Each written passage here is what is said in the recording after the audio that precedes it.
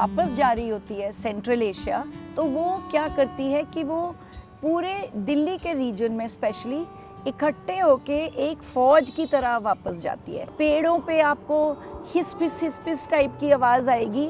आप देखेंगे गुलाबी रंग की मैना स्टाइल। हर पक्षी ब्रीडिंग में बदल जाता है क्योंकि जो मेल होता है उसको किसी न किसी तरीके से फीमेल को अट्रैक्ट करना है। आपको ये बीमारी कैसे लगी और आप कैसे बीमार लोगों को ऐसे जानते हैं? हजारों लोग इंडिया में इस रोग से ग्रसित हैं और बहुत खुशी से ये रोग पाल रहे हैं। नमस्कार, संडे टॉक के इस खास एपिसोड में आपका स्वागत है। जब आसमान में आप कुछ परिंदों को, कुछ खास किस्म के परिंदों को उड़ते हुए देखते हैं एक स्पेशल फॉर्मेशन में, तो कभी कभी आश्चर्य होता होगा। इनमें से एक चिड़िया है, या शायद वही एक चिड़िया है जो इस तरह के फॉर्मेशन डिफरेंट बनाती हैं ग्रुप्स में, और उन्हें हिंदी में गुलाबी मैना और अंग्रेज़ी में रोजी स्टार्लिंग कहा जाता है। आज हमारे साथ बातचीत करने के लिए एक बहुत ही कीन बर्डर हैं। उनके और भी परिचय हैं, लेकिन आज मैं उन्हें सिर्फ एक बर्डर के तौर पर बता रहा हूं, और आप उनको आराम से उनका नाम गूगल कर सकते हैं। मैं उनके जो एसोसिएशन से उनके लिंक डिस्क्रिप्शन बॉक्स में दे रहा हूँ। भारती चतुर्वेदी जी, तो भारती जी का एक आर्टिकल मैंने एक वेबसाइट में पढ़ा, उस आर्टिकल का लिंक भी डिस्क्रिप्शन बॉक्स में है, आप पढ़ सकते हैं उसे और आपको ज़रूर पढ़ना चाहिए। तो उसमें इस चिड़िया के बारे में जिक्र था और इसके कई महत्वपूर्ण पहलुओं के बारे में भारती जी ने लिखा था। तो भारती जी, मैं आपको पहले पूछना चाहता हूँ कि ये चिड़िया रोजी स्टार्लिंग कैसे बाकी लोगों से अलग है? लोग आर्टिकल तो आपको पढ़ेंगे ही, लेकिन लोग सुनना ज़्यादा पसंद करते हैं आजकल। तो ये बताएं, और कैसे आपका ध्यान इतना इसने आकर्षित किया? तो रोजी स्टार्लिंग, जैसे कि मैंने लिखा था, ये आपको बेसिकली दिखती है विंटर के टाइम में इंडिया में कई जगहों में दिखती है। और इसका एक जो बहुत इंटरेस्टिंग चीज़ है, वो जब वो वापस जा रही होती है सेंट्रल एशिया जहाँ से वो आती है, और रूस और मंगोलिया, तो वो क्या करती है कि वो पूरे दिल्ली के रीजन में स्पेशली इकट्ठे होके एक फौज की तरह वापस जाती है। अच्छा। तो उस समय जो अप्रैल का पहला या दूसरा हफ्ता हो, अभी हम लोग अभी बात कर रहे हैं, उस टाइम इकट्ठे होते हैं। और आप यकीन करें कि पेड़ों पे आपको हिस्पिस टाइप की आवाज़ आएगी। आप देखेंगे गुलाबी रंग की मैना स्टाइल, काली और गुलाबी, बहुत हल्की गुलाबी, जैसे दूध में थोड़ा सा रूह अफ़ज़ा मिला लिया, उसी टाइप की। तो वो दिल्ली में इकट्ठे होते हैं और 15, 16, 17, 18, 20 अप्रैल तक आप मान लीजिए चले जाते हैं। तो कई बार दिल्ली वाले उनको सिर्फ इस टाइम देखते हैं, और मुझे ये बहुत प्यारी लगती है क्योंकि उसकी आवाज़ बिल्कुल अलग है। और दूसरी चीज़ ये है कि मुझे बहुत प्यारी इसीलिए भी लगती है क्योंकि जो चिड़िया इतनी सुंदर, इतनी झुंड में तैयार होके वापस थोड़ी एक तैनात होके जाती है, और हमको ये बता के जाती है संदेश के, देखिए हम लगते जो भी हों छोटी सी मैना की तरह, हम में ताकत भी बहुत है, और जो पेड़ आप बचा के रख रहे हैं, हम उन्हीं से थोड़ा बहुत अपना खाना वाना लेके अपना आगे ज़िंदगी बढ़ा रहे हैं। राइट। और आपने जिक्र भी किया है कि इनका भोजन ज़्यादातर जो है वो ग्रासहॉपर्स और कीड़े मकोड़े हैं, राइट? हाँ। तो एक तरह से बहुत, जिसे कहते हैं, सस्टेनेबल लाइफस्टाइल की बहुत, और फ्रूट भी। हाँ, वो आप शहतूत के पेड़ों में भी आप इनको पाएंगे। तो जैसा भारती जी ने कहा कि ये जो चिड़िया यहाँ आती हैं, और प्रवासी पक्षियों के बारे में आप इस चैनल पर मैं लिंक शेयर कर रहा हूँ, और भी एपिसोड देख सकते हैं, और वहाँ पर तमाम जो पक्षी विज्ञानी हैं उन्होंने हमें बताया है कि क्या वजह हैं, वैज्ञानिक वजह हैं जिससे चिड़िया माइग्रेट करती हैं। लेकिन वो भारत के तमाम मुख्तलिफ हिस्सों में अलग अलग देखी जाती हैं। भारती जी, आपने ये भी बताया है कि दिल्ली में अगर इसे देखना हो तो कहाँ देखें, हिंदुस्तान में अगर देखना हो पेनिनसुलर रीजन से लेकर, आपने राज्यों का जिक्र किया, तो आप ही बताएं कहाँ कहाँ ये चिड़िया दिखाई देती है, जो बर्ड वॉचर हिंदुस्तान भर के ताकि अपने इलाकों में ढूंढ सकें। सबसे पहले मैं आपको एक हिंट देती हूँ। राइट। ये है कि सबको, जो कोई भी चिड़िया आप देखना चाहें, ये एक कॉर्नेल यूनिवर्सिटी की वेबसाइट है, eBird। अब क्या है, वो एक सिटीजन्स साइंस की एक बहुत अच्छी एग्जाम्पल है। तो बर्डर्स जो चिड़िया देखते हैं, आप अपना अकाउंट खोलिए और डालते जाइए। हाँ, ऐप भी है, वेबसाइट भी है। तो आपको देखना है कि मैं यहाँ रहती हूँ, क्या यहाँ रोजी स्टार्लिंग दिख रही हैं कि नहीं। तो आप जाइए और आपको पता चलेगा। तो आप कहीं भी रहते हों, और मैंने ये लिखा भी है कि आप ई-बर्ड में जाइए, उसका नाम ई-बर्ड है, वहाँ आप उसको पा सकते हैं। दूसरी चीज़ जो मेरे ख्याल में बहुत महत्वपूर्ण है वो ये है कि दिल्ली के आसपास तो आप एंड ऑफ मार्च अर्ली अप्रैल तक तो देख ही लेंगे। और एक खासियत है कि अकेली नहीं दिखती, 3-4 तो मिनिमम, कई बार तो 200 भी झुंड इतना बड़ा भी हो जाता है।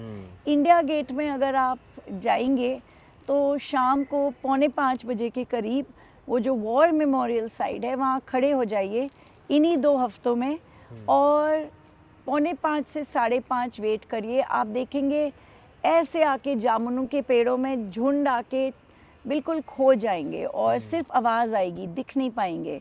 और इसका मतलब है ये रात के लिए अपने इसको उन्होंने घर बनाया है। दूसरी चीज़ ये है कि अहमदाबाद में बहुत सारा आपको एक चीज़ दिखेगा, मर्मरेशंस, यानी कि जैसे आपको लगेगा कि ये एआई की चीज़ है, लेकिन एआई नहीं है। ये लोग ऐसे घूमते हैं डिज़ाइन बना के ताकि अपनी सेफ्टी रखें, क्योंकि जो ऐसा घूमती है ना चिड़िया बहुत बड़े झुंडों में, उनको पकड़ना भी मुश्किल है। तो हम लोग कई बार यूट्यूब में देखते हैं कि अरे स्टार्लिंग जो मैना की तरह एक पक्षी हैं, बल्कि कई मैना आजकल स्टार्लिंग ही कहलाती हैं, ये रोम में ये मर्मरेशंस चल रही हैं, इटली में चल रही हैं। हमको ये भी पता होना चाहिए कि हमारे यहाँ भी चल रही हैं। यही बात है कि हम इतना ड्रामा नहीं करते, लेकिन चलती हैं और बहुत सुंदर हैं, तो आप इनको देख सकते हैं। आपने जिक्र किया है या मैंने कहीं पढ़ा था, इसमें 12 तरह के फॉर्मेशन ये करते हैं कम से कम, जितने नोट किए गए हैं बर्डर्स के द्वारा। और डांस का इनका एक तो क्या मकसद है, आपको क्या लगता है? मतलब उसका बहुत कोई एकदम सॉलिड रीज़न भले ही ना पता हो, लेकिन आपको क्या लगता है? दूसरा, आपने नेस्टिंग के वक्त इनकी जिसमें ब्रीडिंग पीरियड होता है, उसमें मेल और फीमेल की जो कहानी लिखी है उसके बारे में थोड़ा बताएं। तो क्या होता है, ब्रीडिंग तो नहीं होती है इंडिया में, ये सेंट्रल एशिया में होता है। तो हर पक्षी ब्रीडिंग में बदल जाता है, क्योंकि जो मेल होता है उसको किसी न किसी तरीके से फीमेल को अट्रैक्ट करना है। अब कुछ पक्षी हैं जैसे कि सारस क्रेन, उनके यहाँ ये बात नहीं चलती, हमेशा के लिए जोड़े होते हैं, तो उनको अट्रैक्ट करना है। तो मैंने ये लिखा था कि उनका थोड़ा सा ये क्रेस्ट बड़ा हो जाता है और ये जो हल्का पिंक है ये थोड़ा गहरा हो जाता है, ताकि फीमेल पसंद करे और वो लोग एक घोंसला बना के बच्चे पैदा करें, और ये बिल्कुल एक प्राकृतिक सिस्टम है। और दूसरी चीज़ जो मुझे लगता है कि बल्कि ये अहमदाबाद यूनिवर्सिटी के ही लोगों ने ये बताया है कि 12 टाइप के मर्मरेशंस के डिज़ाइंस उन्होंने देखा है। हालांकि एक जो है वो एक्चुअली एक कॉप आउट है, क्योंकि वो सिर्फ एक स्टार्लिंग है, तो उन्होंने इंक्लूड किया है। तो अलग अलग सिस्टम से बर्ड्स चलती हैं, बहुत फैक्टर्स होते हैं, लेकिन इसके लिए ये फैक्टर है, एक फैक्टर ये है कि वो सेफ्टी के लिए भी होती है, तो एक ये इम्पॉर्टेंट फैक्टर है। अच्छा, मैं 1-2 सवाल मेरे और बचते हैं, लेकिन उससे पहले मैं आपसे पूछना चाहता हूँ, क्योंकि मैं आपके कमेंट्स देखते रहता हूँ सोशल मीडिया पे। आप कई, हम दोनों कॉमन बर्ड ग्रुप में भी हैं, मैं तो एज ए इंफॉर्मेशन कलेक्टर हूँ वहाँ पर, लेकिन आप लोग जानते हैं ज़्यादा। ये बर्ड वॉचिंग के बारे में सालेम अली ने कहा था कि अगर बर्ड वॉचिंग करनी है तो it's like measles, you have to get this problem, I mean right. So ये बात मुझे एक बहुत उनके ही शिष्य ने बताई थी। तो अब आप मुझे बताएं कि आपको ये बीमारी कैसे लगी और आप कैसे बीमार लोगों को ऐसे जानते हैं, कोट अनकोट बीमार? तो जहाँ तक मैं जानती हूँ, हज़ारों लोग इंडिया में इस रोग से ग्रसित हैं और बहुत खुशी से ये रोग पाल रहे हैं। राइट। और ना केवल रोगी हैं, लेकिन हमारी पूरी कोशिश होती है कि और भी लोगों को ये रोग दिया जाए ताकि उनकी ज़िंदगी में भी खुशी आए। और मेरी जो कहानी है वो ये है कि मैं दिल्ली में रही हूँ और बड़ी हुई हूँ वगैरह वगैरह। तो दिल्ली एक बहुत अलग टाइप का शहर होता था, लगता है पोल्यूशन का घर है, लेकिन हाँ, बहुत पुराने पेड़ थे, पेड़ों की ज़्यादा रक्षा होती थी, इतने हम मैनिक्योर्ड और हाईफाई नहीं बने हुए थे, तो चिड़िया बहुत दिखने को मिलती थी। और मेरे जो पिताजी थे वो हमको कहीं भी ले जाते थे, कभी कभी भरतपुर ले जाते थे, कभी यहाँ वहाँ, लेकिन ज़बरदस्ती वीकेंड में सुबह 5 बजे उठा के कहीं ना कहीं नेचर वॉक पे ले जाते थे। और हालांकि उनको चिड़ियों का ज़्यादा ज्ञान नहीं था, हाँ, तो ज्ञान कम था, लेकिन दिलचस्पी तब भी थी। तो थोड़ा देख के घर पे सलीम अली भी थी, इन सब चीज़ों को करके मुझे इंटरेस्ट हुआ। और सबसे बढ़िया बात है कि आज के टाइम में मेरे बहुत सारे bird watching friends personal friends हो गए हैं, और हमारी जो है एक टाइप की कम्युनिटी होती है, यू नो, क्योंकि आपको सुबह चाहे सर्दी हो चाहे गर्मी हो, आप सुबह मिलते हैं, आप वही हरे रंग के ब्राउन रंग के कपड़े पहनते हैं, आप आधे तैयार होते हैं, आप ट्रिप्स में एक साथ जाते हैं, तो एक फैमिली बन जाती है। राइट। हम कुछ सवाल बचे हैं वो पूछेंगे, लेकिन उससे पहले मैं आपको बताऊं कि बर्ड वॉचिंग पर अगर आप जाएंगे नेचर वॉक प्लेलिस्ट में तो आपको बहुत सारे वीडियो मिलेंगे, और जिन चिड़ियों के बारे में बात कर रहे हैं उनके व्यवहार के बारे में उससे जुड़े हुए आपको वीडियो मिलेंगे। और एक वीडियो कुछ हाल पहले ही नजफगढ़ के पास जो कौन सी जगह चंदू में गया था, हाँ, तो हाँ। वो वीडियो भी आपको मिलेगा ज़रूर। और अगर आपको ये वीडियो पसंद आ रहे हैं तो आप प्लीज़ इन्हें शेयर कीजिए और इस चैनल को सब्सक्राइब कीजिए, और हो सके तो मेंबर भी बनिए। जो अभी मेंबर हैं उनके नाम स्क्रीन पर दिए जा रहे हैं धन्यवाद के तौर पर। और मैं आपसे अब ये जानना चाहता हूँ भारती जी आखिर में कि एक इन्हें किसानों का, जैसा आपने कहा कि नेचुरली ये एक तरह से मित्र का रोल भी अदा करती है इंडियन एग्रीकल्चर में इस टाइम पे, जब रबी क्रॉप का बड़ा इंपॉर्टेंट सीजन होता है, और वही टाइम है जब ये यहाँ हैं। हाँ, so you look at them as a friend also. You know, ये बहुत इंटरेस्टिंग चीज़ है, क्योंकि जो फार्म्स होते हैं, कई बार जो बर्ड्स होते हैं वो फार्मलैंड्स में आपको मिलते हैं, तो फार्म भी एक हैबिटेट है। हम कई बार सोचते हैं सिर्फ जंगल एक हैबिटेट है, लेकिन फार्म एक हैबिटेट है, ग्रास लैंड एक हैबिटेट है। सिंपल सा गांव का तालाब जो आप सोचते हैं इसको भर लो और इसको ज़मीन बना के बेच दो, वो भी एक बहुत इम्पोर्टेंट हैबिटेट है। में जो होते हैं, हाँ, वो भी, और ग्रास लैंड्स तो दोस्त भी हैं, लेकिन सबसे इम्पोर्टेंट ये चीज़ है कि इंडिकेटर्स भी हैं। यानी कि अगर आपको चिड़िया दिख रही हैं जो तालाब में रहती हैं या जो गहरे तालाब में रहती हैं, और आपको दिख रही हैं जैसे कि तो इसका ये मतलब ये तालाब ठीक ही क्वालिटी का है, और वो इंडिकेटर्स हैं। क्योंकि आपने पढ़ा होगा कि कैसे चिड़िया वल्चर्स मर गई क्योंकि जहर दिया था, और इन्होंने भी खा लिया और मर गई। तो बहुत बार जब बहुत भयानक इन्वायरमेंटल प्रॉब्लम हो रही हो लोकली, तो चिड़िया भी नहीं बच सकती। बिल्कुल। और कई बार इतने अद्भुत नज़ारे होते हैं। मैं और मेरी पार्टनर जब इधर धनौरी वेटलैंड गए थे, तो उस दिन पहली बार मैंने नोट किया, बल्कि उन्होंने नोट करके मुझे बताया कि जो पाइट किंगफिशर है किस तरह से हवा में डांस करती है। हाँ, वो डांस करती है, और तब मुझे पता लगा वो डांस करने के साथ देख रही है, और then she goes down the water and catches the fish.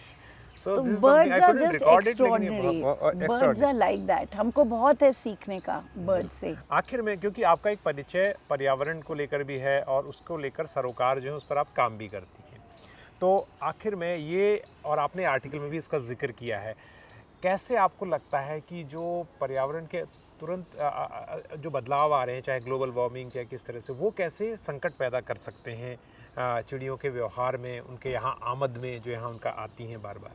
सबसे पहले आप रोजी स्टारलिंग्स को ही देख लीजिए। अब इंडिया में हीट बहुत बड़ा क्लाइमेट क्राइसिस है, और भी बढ़ने वाला है।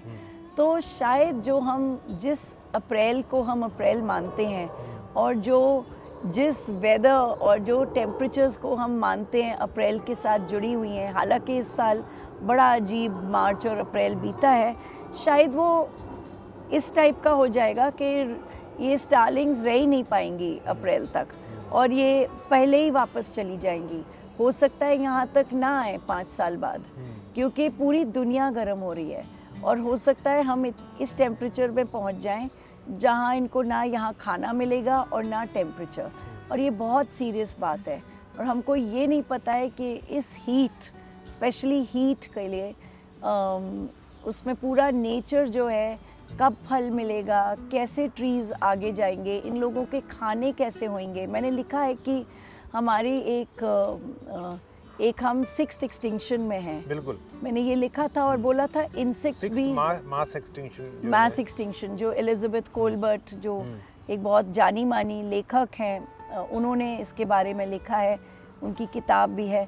तो ये एक्सटिंक्शन, और मैंने ये भी लिखा है कि जो ये इंसेक्ट्स हैं इनके ऊपर क्या, क्योंकि ऑलरेडी इंसेक्ट्स की पॉपुलेशन बिल्कुल कम होती जा रही है, तो ये बहुत डरावनी चीज़ है और मुझे भय है कि इम्पैक्ट ज़रूर पड़ेगा। एक बात मैं आप जैसे लोगों से सीख के जो मैंने जाना है वो बता दूं दर्शकों, कई लोगों को ऐसा लगता है कि फरवरी में अगर देर में बर्फ़ पड़ गई, मार्च में 15 मार्च के आसपास बारिश हो गई, फिर कल बारिश हो गई, तो ये कोई हमें बहुत अच्छी बात नहीं है। क्योंकि फयाज़ अहमद खुदसर साहब मुझे बता रहे थे यमुना बायोडाइवर्सिटी पार्क में कुछ चिड़ियों को दिखा के, देखो इनको अभी तक चले जाना चाहिए था, यहाँ रुकी है, it means they are confuse with this weather, लेकिन जब ये वापस जाएंगी अभी तो इनका वहाँ पर नेस्टलिंग में बड़ी देर हो जाएगी। हाँ, देर हो जाएगी और बहुत दिक्कत है इनके लिए। तो ये चक्र जो उनके लिए बिगड़ना बहुत ख़राब है। और ऐसी ऐसी चिड़ियाँ हैं, बार हेडेड गीज़ की तरह भी हैं, जो हिमालय की ऊंचाई को भी पार करके आती हैं। हाँ। लेकिन आपने आज जो हमें जानकारी दी उसके लिए आपका बहुत बहुत शुक्रिया। हम जल्द ही एक नए वीडियो के साथ फिर आपके साथ होंगे, तब तक के लिए नमस्कार। नमस्कार।